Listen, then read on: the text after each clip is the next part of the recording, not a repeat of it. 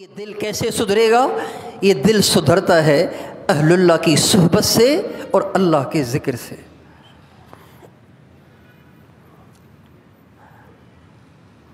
یہ علاج بھی یہ کسی عالم کا، کسی امام کا، کسی قاری کا، کسی بزرگ کا طے کیا ہوا نہیں ہے، بلکہ یہ علاج بھی ہمارے نبی نے بتایا۔ آپ علیہ السلام فرماتے ہیں لِكُلِّ شَيْءٍ ثَقَالَةٌ وَثَقَالَةُ الْقُلُوبِ ذِكْرُ اللَّهِ۔ دل پر بھی زنگ لگتا ہے، دل پر بھی غبار آ جاتا ہے، دل پر بھی گندگی کی تہیں چڑھ جاتی ہیں، تو جیسے ہر چیز کو چمکانے کے لیے کوئی ذریعہ ہوتا ہے، کپڑوں کو دھونے کے لیے صرف اور صابن ہوتا ہے، ایسے ہی آپ علیہ السلام فرماتے ہیں دلوں کو چمکانے کے لیے اللہ کا ذکر ہے۔ اللہ کے نام میں یہ خصوصیت ہے، اللہ کے نام کی یہ تاثیر ہے، اللہ کے نام میں یہ خاصیت ہے کہ وہ مردہ دلوں کو زندہ کر دیتا ہے، بجھے ہوئے دلوں کو روشن کر دیتا ہے، سیاہ دلوں کو پاک کر دیتا ہے، صاف کر دیتا ہے، منور کر دیتا ہے، چمکا دیتا ہے۔ یہ اللہ کے نام میں خصوصیت ہے، یہ اللہ کے نام کی خاصیت ہے۔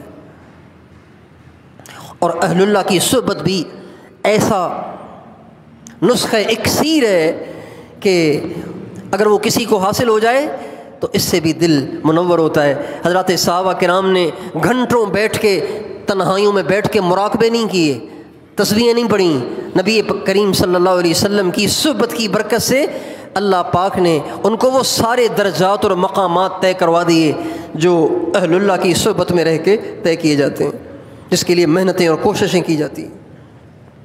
اللہ تعالیٰ مجھے اور آپ کو توفیق دے، ہم اور آپ بھی اپنے دل کو سدھارنے کی کوشش کریں۔ بھائیو، اگر دل سدھر جائے گا تو نگاہ خود جھک جائے گی، اگر دل سدھر جائے گا زبان خود قابو میں آ جائے گی، اگر دل سدھر جائے گا شرمگاہ قابو میں آ جائے گی۔ کتنے لوگ ہیں دیندار ہیں،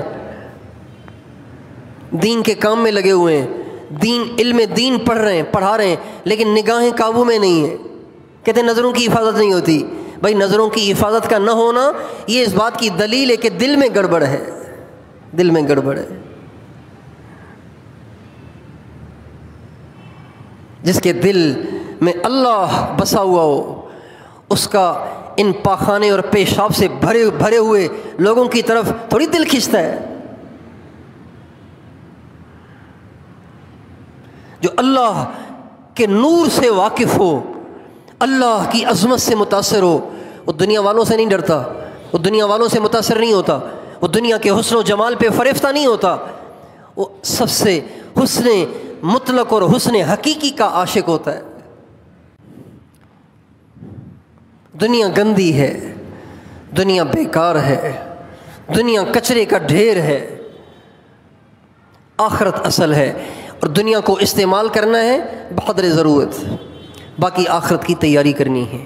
اللہ تعالیٰ مجھے اور آپ کو توفیق عطا فرمائے۔